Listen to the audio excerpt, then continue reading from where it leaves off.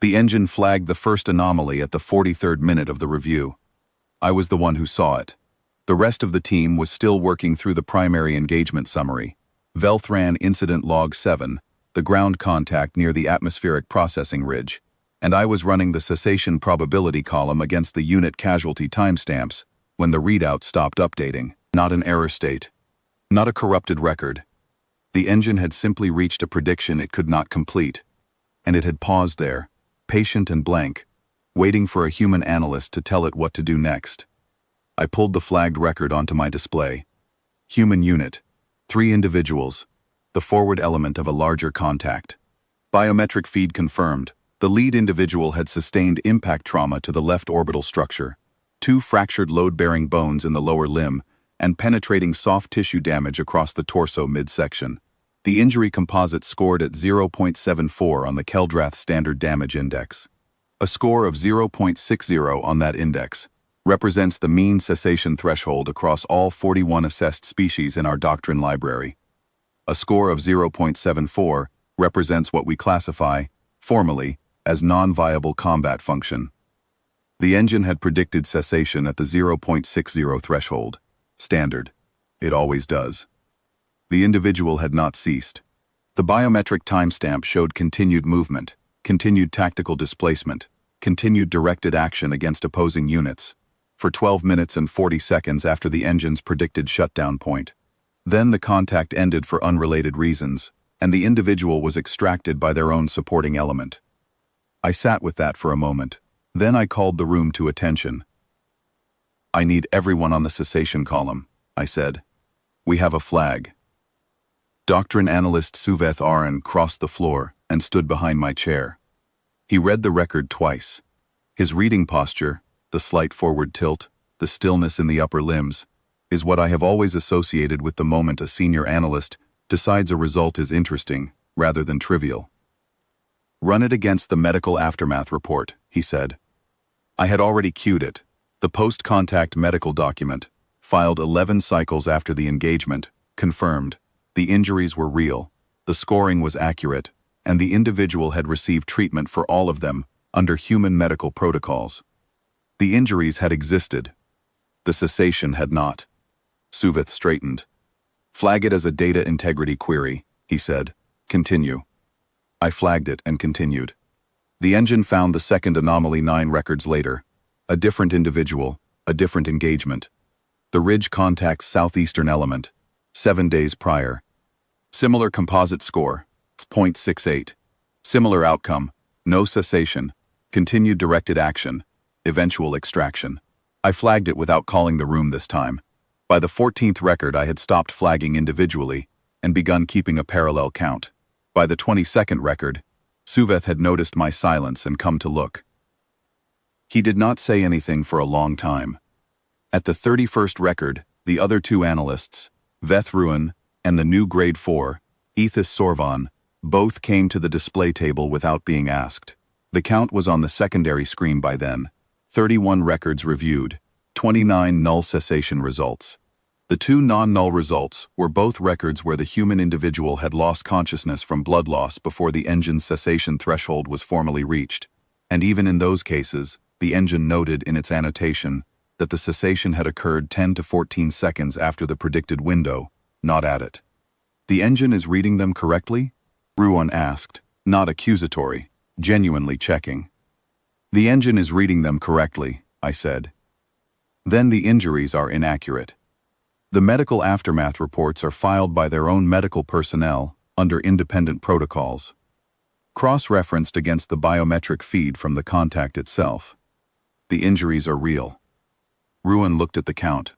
He looked at the display. He looked at Suveth. Suveth said, "Finish the dataset." I finished the dataset. 47 human unit records from the Velthran engagement sequence. 3 ground contacts across 11 engagement days. 47 null cessation results. In 39 of those records, the null result appeared at or above the 0.60 standard threshold, the point at which the doctrine engine has never once, across 31 years of operational use and 8,416 assessed species units, returned a null prediction and been wrong. The engine had returned null predictions for all 39. It had been wrong for all 39. The remaining 8 records showed cessation thresholds that were not null. They showed cessation occurring above the standard threshold, between 0.61 and 0.84 on the damage index. In plain terms, 8 individuals had continued directed action past the standard cessation window before eventually stopping. I ran the mean cessation threshold for the human units in our dataset. The number that came back was not a number our doctrine framework has a category for. The standard index runs to 1.00, which represents complete biological termination. The mean cessation threshold for the humans in the Velthran dataset was 0.91. Suveth asked me to run it again. I ran it again. The number was the same. There was a specific quality to the silence that followed. I have worked in predictive doctrine for 31 years. I have sat in review rooms when the engine has returned anomalous results before. Equipment failure, corrupted feeds, data entry error at the source. Those silences have a specific character. They are the silence of people who believe the problem is administrative and are already mentally composing the correction request. The silence in that room was not that silence. It was the silence of people who have understood that the problem is not administrative. Every species we have ever modeled, Ethos said. He was the youngest person in the room. He had been in the directorate for 4 cycles. Every species has a cessation threshold. Yes, I said. It's physiological. It's involuntary. Past a certain accumulation of structural damage, the organism stops. That is the basis of the standard index, I said. Across 41 assessed species, it holds without exception. The cessation reflex is a convergent biological feature. The body protects itself by shutting the organism out of the decision loop. It is not a choice. It is not morale. It is a hard biological boundary. Ethos looked at the dataset summary. These individuals are not stopping at that boundary. They are not stopping at that boundary. Then where is their boundary? I pointed to the mean figure. He looked at it for a long time. That is biological termination. That is biological termination, I said. No one spoke for a while after that. Ruin moved to the secondary display and pulled up the notes column, the engine's own annotations on each null cessation record. The engine is not a reasoning system. It does not speculate. It does not generate interpretation. But it appends factual observation notes when a result falls outside its prediction parameters, and I watched Ruin read those notes, one by one, 47 of them. They all said the same thing, in slightly different forms. Unit continued directed action. Predicted cessation window passed without cessation event. No cessation event recorded prior to contact termination. Ruin scrolled back to the first flag. He read the injury composite again, 0.74, the number I had stared at 40 minutes earlier. He pulled the equivalent composite for the worst injured member of the opposing force in the same engagement. That individual had ceased at 0.58. Standard, predictable, consistent with everything the doctrine engine had ever modeled. The engine had no explanation to offer. It had no framework to offer. It had only the observation, repeated 47 times. The thing that was supposed to happen did not happen. This is not a training issue, Suveth said finally. His voice was as flat and level as it always is. He is the most experienced analyst in the directorate. 22 years on the Grade 6 panel. He has reviewed the tactical doctrine for 9 major engagement campaigns and produced the cessation probability framework that the Keldrath military has used for 14 years. Morale, training, chemical supplementation, any of those would move the threshold. We have seen that in other species. Some shift it significantly. None of them produce null results. Nothing moves it to 0.91, Ruin said. Nothing moves it to null, Suveth said. Morale is a psychological variable. It can override the reflex for a short window. We have seen that too. Temporary suppression. Seconds, in most species. Minutes, in exceptional individuals of a few species. It does not eliminate the reflex. The reflex is structural. It is in the organism's physiology, not its psychology. He looked at the dataset summary. He looked at it for a long time. Unless the organism has no reflex to suppress, he said. That was the moment the room changed. Not dramatically. There was no sound. No one moved. But the character of the silence shifted again, into something I do not have a proper word for in the Keldrath analytical vocabulary. The closest I can come is the silence of a model recognizing that it has been describing the wrong thing. We had been treating the null cessation results as anomalies to be explained, outliers, edge cases, the kind of data that gets a correction flag and a note and gets folded back into the standard deviation with an asterisk. What Suvith had just said was, they are not anomalies, they are the data, and the data is describing a species that never evolved the reflex in the first place. I pulled the xenobiological intake records for the human assessments we had on file, not the combat data, the biological assessments. Baseline physiology. We had 11 records. I ran the structural nervous system profile for each one and compared it against the cessation reflex neural signature we use as the standard physiological marker in our intake taxonomy.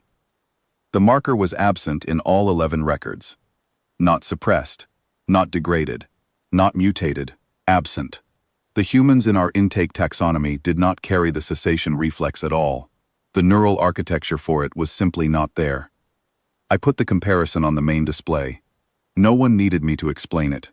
We are all trained analysts. We can read a neural profile comparison. We sat with it for perhaps 2 minutes, which is a long time, in a doctrine review room, to sit with a single display without speaking.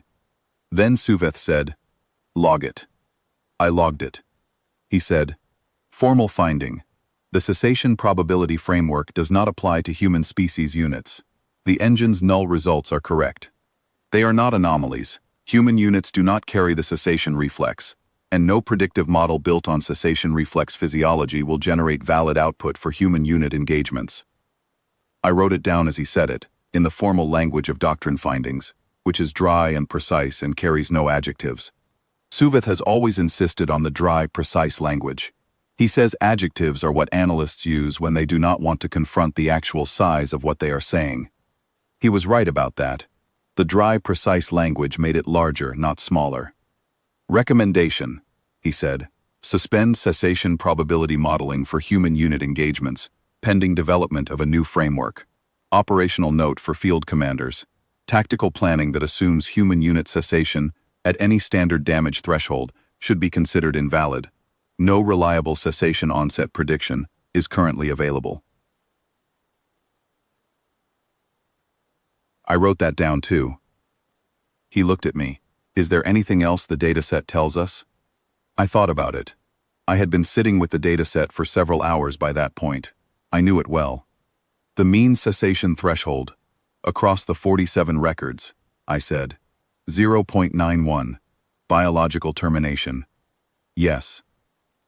The practical implication for field commanders, I said, is that the only reliable way to predict cessation of a human unit is to confirm biological termination.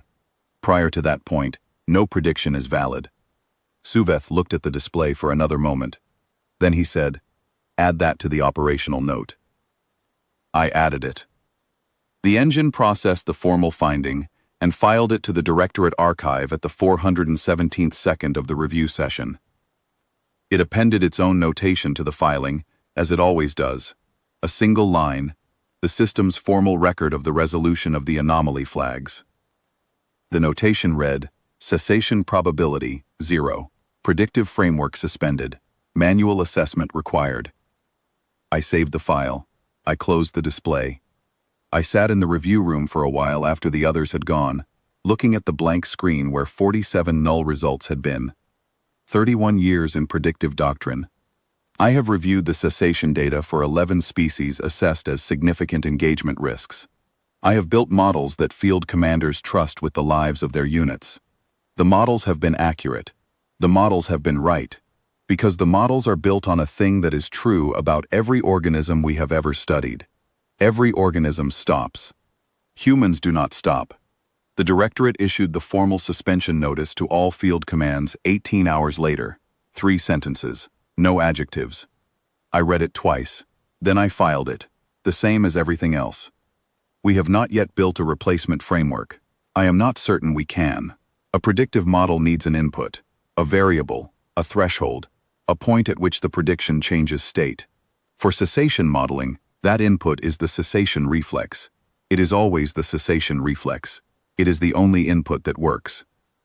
The humans do not have one. We have requested that the Biological Assessment Division conduct a formal review of the intake taxonomy. We have asked them to classify the absence of the cessation reflex as a species-level characteristic for human units, and to note the operational implications in the standard intake profile. The review is ongoing. I do not expect it to change the dataset.